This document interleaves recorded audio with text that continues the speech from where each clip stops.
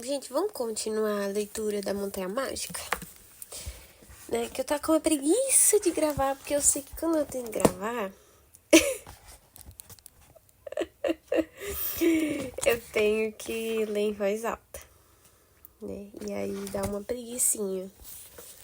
Mas eu queria continuar a história, eu queria ler, eu queria ver como que continuava a história, né? Mas aí eu sei que eu tenho que continuar a gravar. Toda vez que eu vou ler esse livro, eu vou ter que gravar.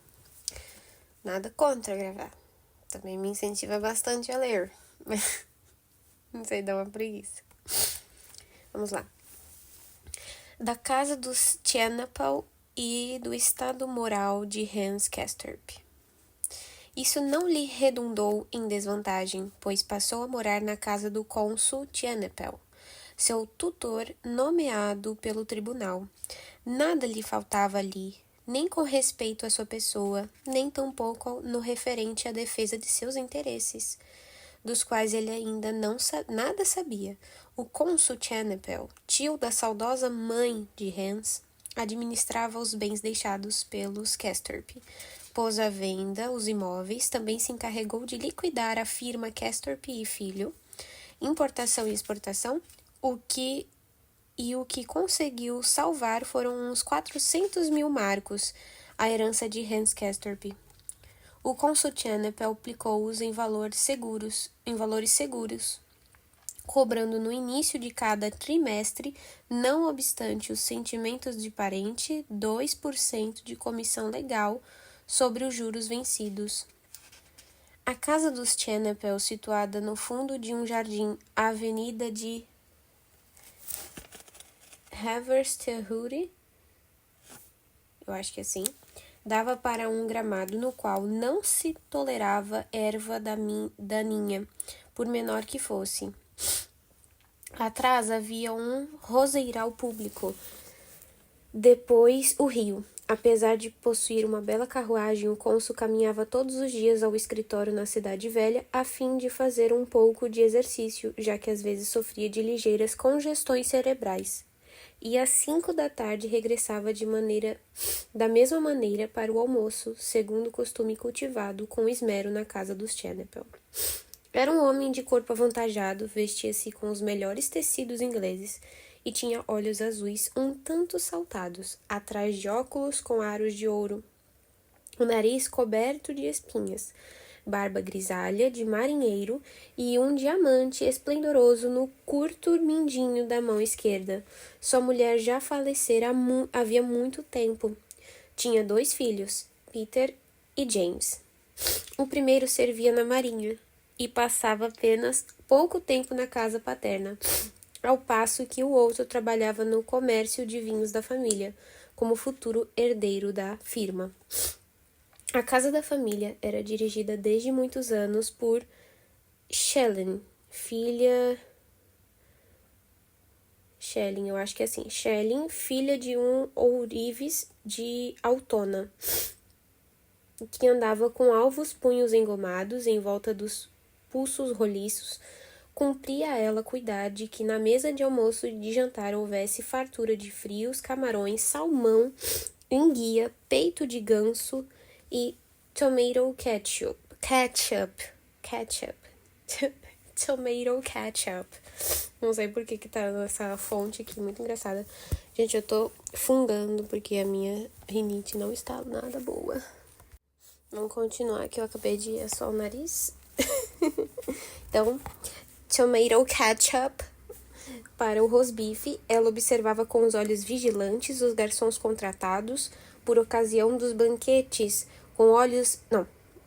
os banquetes que o cônsul Tjenapel dava aos seus amigos, e também era ela que, na medida do possível, servia de mãe ao pequeno Hans. Hans se criou num clima abominável. Entre vento e bruma, criou-se, por assim dizer, dentro de um impermeável amarelo, e, em geral, sentia-se perfeitamente bem. Desde cedo, foi um pouco anêmico, conforme verificou o mesmo Dr. Hadkind, que lhe prescreveu para antes do almoço, após a aula, um volumoso copo de porter, bebida substancial, como se sabe, e considerada pelo doutor altamente sanguificativa. sanguificativa.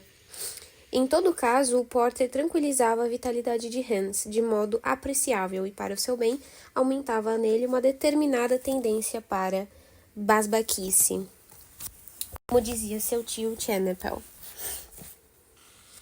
Ou seja, aquela sua inclinação para sonhar, de boca aberta, sem pensar e com um olhar ao longe. De resto, era sadio e normal, um tenista regular e um bom remador, se bem que preferisse ao manejo dos remos instalar-se numa noite de verão no terraço do clube náutico de Uhlenhorst, acho que é assim, diante de um copo cheio para apreciar a música e contemplar os barcos iluminados, por entre os quais os cisnes sucavam o irisado espelho das águas. Bastava ouvi-lo falar calma e ponderadamente, sem grande profundidade e com alguma monotonia, a voz marcada pelo dialeto alemão do norte, e bastava examinar-lhe de relance a correção loura, o perfil finamente recortado, de certo cunho antigo, em que uma arrogância hereditária e inconsciente se manifestava sob a forma de uma indolência um tanto árida, para verificar que, sem sombra de dúvida, esse Hans Castorp era mesmo um produto puro e autêntico desta terra, assentado em seu lugar com absoluta perfeição. Ele próprio, caso lhe ocorresse questionar-se, não teria dúvida alguma quanto a isso. A úmida atmosfera da grande cidade marítima, mescla de vida farta e mercantilismo de envergadura mundial, esse ar que enchera de prazer a vida dos seus antepassados. Hans respirava-o com profunda aprovação, saboreando-o como uma coisa natural, com o olfato penetrado pelas emanações da água, da hulha e do alcatrão e pelos acres odores de montões de produtos coloniais. Via como no cais do porto os enormes guindastes a vapor imitavam a calma inteligência e a gigantesca força de elefantes a serviço do homem, transportando toneladas de sacos, fardos, caixas, barris e tambores, do bojo de transatlânticos ancorados até os armazéns das docas ou os vagões da estrada de ferro. Via os comerciantes, com impermeáveis amarelos como o dele próprio, afluírem à bolsa por volta do meio-dia, onde, como ele sabia, se jogava alto, e facilmente acontecia que alguém se visse obrigado a distribuir convites apressados para um grande banquete destinado a salvar-lhe o crédito. Via, e foi esse o campo em que mais tarde se concentraram seus principais interesses, a multidão que fervilhava nos estaleiros. Via os corpos de mamute de vapores regressados da Ásia ou da África, altos como torres, com as quilhas e hélices no ar, escorados em pontaletes grossos como árvores no dique seco, monstruosos na sua paralisia, invadidos por exércitos de operários, que pareciam pigmeus, ocupados em raspar, martelar e pintar. Via nos picadeiros cobertos erguerem-se envoltos numa cerração fumosa os esqueletos de navios em construção, enquanto engenheiros, com os planos de construção e as tabelas de zonchadura na mão, davam ordens aos capatazes. Todas essas coisas eram familiares a Hans desde sua infância e despertavam nele apenas a sensação confortável e habitual de fazer parte de tudo isso. Essa impressão culminou quando, numa manhã de domingo, no pavilhão do Auster, eu acho que é assim, em companhia de James Chenephel ou de seu primo Zemsen, Joaquim Zemsen, comeu pãezinhos quentes com carne defumada, regados por um copo de vinho do Porto envelhecido, para então reclinar-se na poltrona e aspirar com volúpia a fumaça de seu charuto, pois era justamente nesse ponto que Hans Castorp representava um produto genuíno da sua terra. Gostava de viver bem e, apesar da sua aparência anêmica e refinada, agarrava-se com fervor e firmeza, qual um lactante deliciado pelos seios da mãe aos prazeres físicos que a vida lhe oferecia. Levava sobre os ombros, comodamente e com certa dignidade a elevada condição de civilidade que a alta sociedade dessa democracia municipal de comerciantes transmite aos seus filhos. Ia levadinho como um neném e fazia-se vestir pelo alfaiate que gozava da confiança dos jovens da sua esfera social. O pequeno tesouro de roupa de dentro marcada com tanto cuidado que guardavam as gavetas inglesas de seu armário era lealmente administrado por Schelling. E mesmo quando Hans Castrop passou a estudar fora, continuou mandando regularmente a roupa branca para casa, a fim de que ali a lavassem e consertassem, pois sua máxima era que, exceto em Hamburgo, ninguém mais no Reich sabia engomar bem. E bastava um pedacinho puído no punho de uma de suas bonitas camisas de cor para enchê-lo de um mal-estar violento. Suas mãos, embora não fossem tipicamente aristocráticas, tinham a pele bem cuidada e macia, adornadas pelo anel sinete, herança do avô, e por outro anel de platina, em forma de corrente. E seus dentes, que eram suscetíveis e haviam sofrido algumas avarias, traziam obturações de ouro.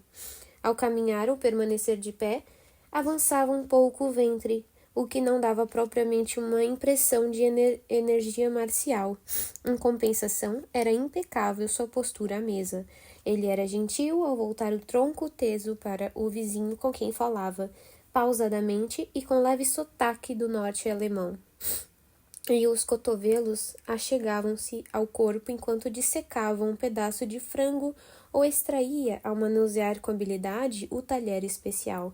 A carne rosada de uma pinça de lavagante.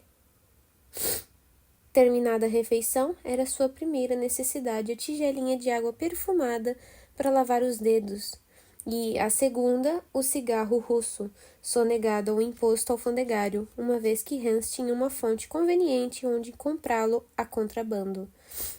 Ao cigarro seguia-se o charuto de uma saborosa marca de Bremen, chamada Maria Mancini, do qual se falará mais tarde, e cujas substâncias picantes se combinavam deliciosamente com as do café. Hans punha as suas provisões de fumo a salvo das influências prejudiciais da calefação a vapor, guardando-as no porão, onde descia todas as manhãs para abastecer a charuteira com a dose diária. Só com relutância teria comido manteiga que lhe servissem num bloco, e não em forma de bolinhas estriadas. Como se vê, empenhamo-nos em dizer tudo quanto possa criar disposição favorável a ele, mas julgamo-lo sem exagero e não o apresentamos nem melhor nem pior do que era. Hans não era um gênio nem um imbecil, e a razão de evitarmos para sua qualificação o termo medíocre reside em circunstâncias que nada tem que ver com sua inteligência, e quase nada com sua personalidade singela. Fazemo-lo devido ao respeito que temos por seu destino, ao qual nos sentimos inclinados a atribuir certa significação supra-individual. Seu cérebro satisfazia as exigências do curso científico do colégio sem que tivesse que empreender esforços excessivos, e ele, de certo, não estaria inclinado a empreendê-los sob circunstância alguma e por qualquer objetivo fosse. E isso se deveria menos ao medo de se prejudicar do que a não ver razão para empreender esses esforços, ou melhor, por não ver razão incondicional alguma para empreendê-los. É precisamente por isso que não o chamamos de medíocre, já que ele percebia dessa ou daquela forma a ausência de tais razões. O homem não vive somente sua vida pessoal como indivíduo, consciente ou inconscientemente, participa também da vida de sua época e de seus contemporâneos, até mesmo uma pessoa inclinada a julgar absolutas e naturais as bases gerais e impessoais da sua existência, e que permaneça tão distante quanto o bom Hans da idade de criticá-las.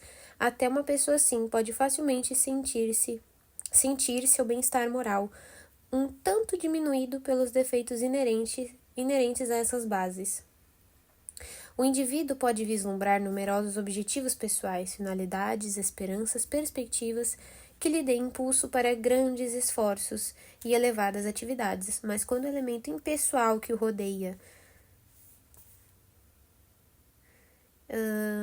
quando o próprio tempo, não obstante toda a agitação exterior, carece de esperanças e perspectivas fundamentais e se lhe revela como desesperador, desorientado e falto de saída, e quando responde com silêncio vazio à pergunta que de qualquer modo se faz consciente ou inconscientemente, acerca do sentido supremo, ultrapessoal e absoluto, acerca de toda atividade e de todo esforço, então se tornará inevitável, justamente entre as naturezas mais retas, o efeito paralisador desse estado de coisas, e esse efeito será capaz de ir além do domínio da alma e da moral, e de afetar a própria parte física e orgânica do indivíduo.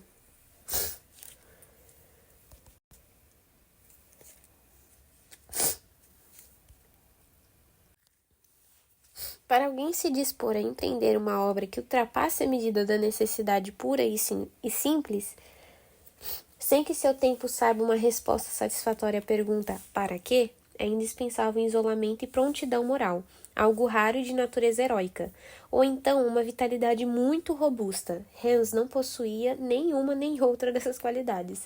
Então está claro por que era medíocre, ainda que num sentido bastante decoroso.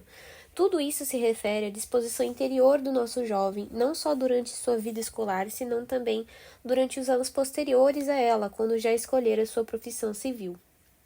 Quanto à sua carreira, ao longo dos anos escolares, cabe dizer que se viu obrigado a repetir que outro, mas afinal a sua origem, a urbanidade de suas maneiras e também um belo talento, embora pouco apaixonado para a matemática, ajudaram-no a seguir adiante. Concluída a formação básica, Hans decidiu cursar também os anos mais avançados. Sobretudo, cabe dizer a verdade, a fim de prolongar uma situação habitual, provisória e indecisa, de ganhar tempo para refletir sobre o que desejava vir a ser, pois a princípio não sabia com certeza, nem sequer no último ano de colégio chegou a formar uma opinião firme a esse respeito, e quando a coisa se decidiu, seria exagerado dizer que ele mesmo tomou a decisão, ainda que lhe restava a sensação de que bem poderia ter escolhido um outro caminho qualquer. Uma coisa, entretanto, era verdade. Os navios sempre lhe haviam despertado grande interesse. Na meninice, enchera as páginas de suas agendas com desenhos a lápis de cúteres de pesca, chatas carregadas de legumes e veleiros de 5 mastros. Aos 15 anos, gozou do privilégio de assistir, de um lugar reservado, nos estaleiros de Blom e Voss, ao lançamento de um novo paquete postal de 2 hélices, o Hansa. Pintou então uma aquarela bem feita e exata em todos os pormenores da esbelta nave. O cônsul Chenepel pendurou no seu escritório particular esse quadro, no qual o verde garrafa transparente do mar revolto estava pintado com tanto amor e tamanha habilidade que alguém disse ao cônsul Chenepel que nisso se revelava talento e que Hans poderia tornar-se um bom pintor de marinhas, a apreciação que o cônsul não se arrependeu de ter repetido ao pupilo, já que Hans a recebeu com uma boa risada, sem se preocupar um instante sequer com esse tipo de ideias excêntricas e perspectivas de vida boêmia. Você não tem muito dinheiro, dizia-lhe às vezes o tio Chenepel. A parte principal de meus bens caberá um dia a James e Peter, quer dizer, fica na firma, e Peter vai receber os juros da sua cota. O que pertencer a você está bem colocado e produz uma renda segura, mas hoje em dia não tem graça viver de juros, a não ser que a gente possua 5 vezes mais que você. Para ser alguém nesta cidade e viver como você está acostumado, é preciso ganhar muito dinheiro. Tome nota disso, meu filho. Hans tomou nota. Começou a procurar uma profissão que lhe permitisse sair-se airosamente perante si mesmo e aos olhos do mundo. E quando finalmente escolheu, obedecendo a uma sugestão do velho Wilms, da casa Thunder e Wilms, que numa noite de sábado, à mesa do whist, semanal disse ao cônsul Chernobyl, Hans Castorp deveria estudar engenharia naval. Isso sim seria uma ideia. Então ele poderia entrar na minha firma e eu cuidaria do rapaz. Quando finalmente assim se decidiu, passou a ter sua profissão em alto apreço e verificou que ela era complicada e trabalhosa como o diabo. Mas também possuía seu aspecto nobre, importante e grandioso. Em todo caso, para seu caráter pacífico, achava infinitamente preferível a do primo Zemson, filho de uma meia-irmã de sua saudosa mãe, que a todo custo queria tornar-se oficial. Esse Joaquim Zemson não tinha sequer o peito muito sadio, e podia ser que justamente por isso uma profissão exercida ao ar livre fosse a mais indicada para ele, uma profissão em que mal se podia falar a sério em trabalho e esforço intelectual. Era o que pensava Hans com leve desdém, pois pessoalmente via o trabalho com máximo respeito, ainda que pouco bastasse para cansá-lo do trabalho. Nesse ponto, retornamos às reflexões acima. Quanto a saber se limitações impostas à pessoa pelo tempo em que ela vive podem influenciar diretamente seu organismo físico, como é que Hans poderia não ter respeito pelo trabalho? Isso seria contrário à natureza. Tudo contribuía para que o trabalho se lhe apresentasse como algo digno do mais irrestrito respeito. No fundo, nada mais existia que merecesse tal respeito. O trabalho era o princípio em face do qual uma pessoa se saía bem ou malograva. Era o que havia de absoluto naquele tempo, algo que trazia em si sua justificativa. O respeito que Hans lhe devotava era, portanto, de caráter religioso e, quanto soubesse, de caráter indiscutível. Isso não quer dizer, no entanto, que ele amasse o trabalho, por mais que o respeitasse. Não era capaz de amá-lo pela simples razão de não se dar bem com ele. Um esforço intenso irritava-lhe os nervos e esgotava-o rapidamente. Com toda a franqueza, Hans confessava que no seu íntimo amava muito mais o tempo de lazer, livre do lastro de chumbo das tarefas penosas, o tempo que se estendia diante dele, sem obstáculos a serem vencidos a duras penas.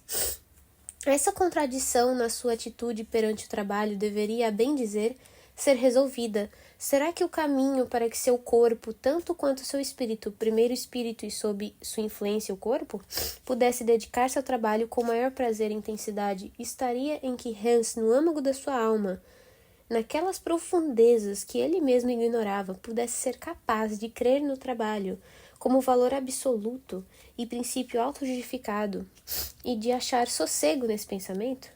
Com isso, chegamos mais uma vez à questão da sua mediocridade, ou mais que mediocridade, a qual não tencionamos dar resposta definitiva, pois de forma alguma nos consideramos encomiastas, de Hans, nem eliminamos a hipótese de que o trabalho em sua vida apenas se interpusesse um pouco ao perfeito gozo do Maria Mancini.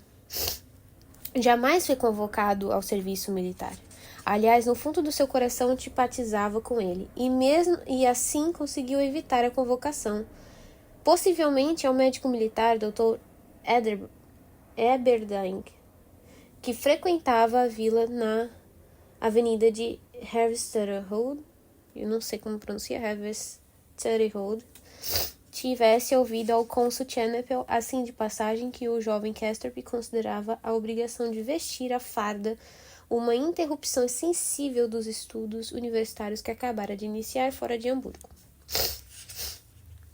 Trabalhando com vagar e calma, pois mesmo fora de Hamburgo, Hans conservava o hábito tranquilizador de tomar já de manhã cedo uma dose de porter, seu cérebro ia se enchendo de geometria analítica, cálculo diferencial, mecânica projetiva e grafostática. Calculava o deslocamento de navios carregados e vazios, estabilidade, equilibragem e metacentro, ainda que isso às vezes lhe fosse custoso. Seus desenhos técnicos, arcabouços de estrutura, traçados de linhas de flutuação e seções longitudinais, não alcançavam um nível de sua representação pictórica do Hans em alto mar. Mas quando se tratava de apoiar a ideia abstrata por meio de uma apresentação mais acessível aos sentidos, intensificar as sombras com tinta nanquim ou colorir os cortes transversais com tintas alegres que indicassem os materiais, nisso Hans superava em habilidade a maioria dos seus colegas. Quando voltava para casa nas férias, muito asseado, muito bem vestido, com um bigodinho ruivo no rosto sonolento de jovem patrício, e a caminho de uma posição respeitável na vida, as pessoas que se ocupavam de questões municipais e eram entendidas em assuntos de família e de vida social, como é o caso de quase todos numa cidade livre e autônoma, ora, esses seus concidadãos, examinando-o criticamente, perguntavam-se qual seria o papel do jovem Hans na vida pública, em um futuro breve. Havia tradição a seu favor, seu nome era antigo e de boa reputação, e mais cedo ou mais tarde, isso parecia quase certo, seria preciso contar com sua pessoa enquanto fator político. Então teria um lugar na Assembleia ou no Conselho Municipal, influiria na legislação, no exercício de um cargo honorífico, participaria das preocupações que a soberania acarreta, pertenceria a alguma repartição administrativa, à comissão de finanças, talvez a de obras públicas. Sua voz não deixaria de ser ouvida e se levaria seu voto em conta. Seria interessante saber a que partido se filiaria. Mais tarde, esse jovem Castorp. As aparências podiam enganar, mas ele não tinha propriamente a cara de uma pessoa com quem os democratas pudessem contar. E era evidente a semelhança com o avô. Quem sabe se não puxaria ele, tornando-se um travão, um elemento conservador? Era muito possível, como também era possível o contrário. Afinal de contas, tratava-se de um engenheiro, futuro, construtor de navios, um homem da técnica e do tráfego mundial. Assim se ventilava a alternativa de Hans unir-se aos radicais, chegando a ser um homem de ação, destrutor profano de edifícios antigos e belas paisagens, sem raízes no solo pátrio. Qual um judeu e sem laços de tradição? Qual um Yankee? Talvez preferisse, sem a mínima consideração, romper com aquilo que uma veneranda história nos transmitiu e arrastar o Estado por um caminho de audaciosas experiências, em vez de promover o desenvolvimento circunspecto das condições de vida naturais. Também nisso, tudo era concebível. Estaria em seu sangue a convicção de suas sapiências, às quais a dupla sentinela da municipalidade apresentava armas, administravam tudo da melhor maneira possível, ou ele se inclinaria a apoiar a oposição na Assembleia. Naqueles olhos azuis, sob as sobrancelhas ruivas, não se podia ler resposta alguma a essas perguntas que a curiosidade de seus concidadãos fazia, e parece provável que nem o próprio Hans, uma folha em branco, teria sabido satisfazê-la. Quando empreendeu a viagem, durante a qual travamos conhecimento com ele, ainda não completara 23 anos. Tinha atrás de si 4 semestres de estudo na Escola Politécnica de Danzig, não sei como pronuncia, e outros 4 na Escola Congêneres de Brunswick e de Karlsruhe. Recentemente passara nos exames teóricos sem distinção nem grandes aplausos, mas com dignidade, e a essa época dispunha-se a trabalhar como engenheiro voluntário e na casa Thunder Williams, a fim de conseguir nos estaleiros a necessária formação prática. No entanto, ao chegar a esse ponto, seu caminho tomou outro rumo, como a seguir. Para preparar-se para os exames, Hans tivera que estudar com intensidade e perseverança. Ao regressar para casa, parecia muito mais fatigado que de costume. O Dr. Heidkein ralhava com ele cada vez que o encontrava, e exigia uma mudança de ares, mas que fosse radical. Dessa vez, disse ele, não bastava Nordway nem Wick na ilha de For, e, a seu ver, Hans, antes de entrar nos estaleiros, deveria passar algumas semanas nas altas montanhas. Muito bem, foi o que disse o cônsul Chenepel ao sobrinho e pupilo, mas nesse caso seria preciso veranear em lugares diferentes, pois nem 4 cavalos arrastariam a ele, o cônsul Chenepel, até as altas montanhas. Aquele ar da serra não lhe convinha. O que ele necessitava era de uma pressão atmosférica razoável, se não podia sofrer algum ataque. que Hans fizesse a gentileza de viajar sozinho para as montanhas e que fizesse uma visita a Joaquim Zemsen. Era uma ideia natural, pois Joaquim estava doente. Não doente como Hans, mas de outro modo, realmente sério, que causara mesmo um grande susto a toda a família. Já antes sofria de catarros e acessos de febre, um dia se pusera a escarrar sangue e então partira a toda pressa para Davos. Sumamente contrariado e abatido, já que acabava de atingir a meta dos seus desejos. Durante alguns semestres, segundo o desejo da família, estudara jurisprudência. Mas, obedecendo a um impulso irresistível, mudara de profissão. Apresentara-se como aspirante oficial e já fora até admitido. E agora fazia 5 meses que se internara no Sanatório Internacional Berghof. Médico diretor Dr. Berens, conselheiro áulico, e se aborrecia mortalmente, conforme costumava escrever em seus cartões postais. Se Hans, antes de assumir seu cargo na casa Thunderwilms, quisesse fazer alguma coisa pela própria saúde, nada mais plausível que ir a Davos para visitar o pobre primo. Era o mais agradável para ambas as partes. Era pleno verão quando decidiu viajar. Já haviam chegado os últimos dias de julho. Pretendeu viajar por 3 semanas.